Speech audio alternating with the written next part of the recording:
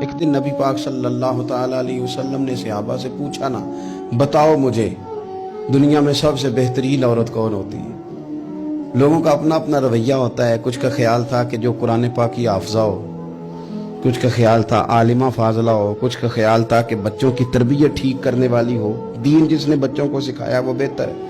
سب اپنے اپنے انداز میں بات کرتے ہیں، لیکن حضور نے فرمایا تم نے میری مراد کو پہنچے. حضرت مولا علی شیر خدا فرماتے میں پیچھے بیٹھا تھا، ذرا میں نے گردن جھکائی اور چھپ کے، نہ ویسے بھی قد مبارک بظاہر تھوڑا چھوٹا تھا حضرت علی کا، کہتے میں نکل گیا، حضرت فاطمہ کا حجرہ ساتھ ہی تھا. جا کے میں نے کہا فاطمہ حضور نے سوال پوچھا ہے، اب میں کس طرح یہ بات کروں کہ مولا علی شیر خدا کا علم. حضور نے فرمایا کہ میں علم کا شہر ہوں تو علی دروازے ہیں.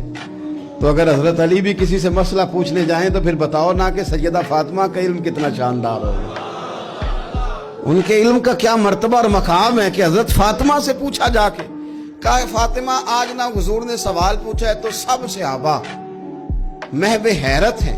حضور نے پوچھا بہترین عورت کون ہوتی ہے؟ تو کسی نے کچھ بتایا، کسی نے کچھ بتایا، بات بن نہیں رہی، آپ ذرا جلدی سے بتائیں. تو حضرت فاطمہ کہنے لگی علی بہترین عورت پتہ کون ہوتی ہے؟ یہ آپ نے غور کرنا لفظوں پہ.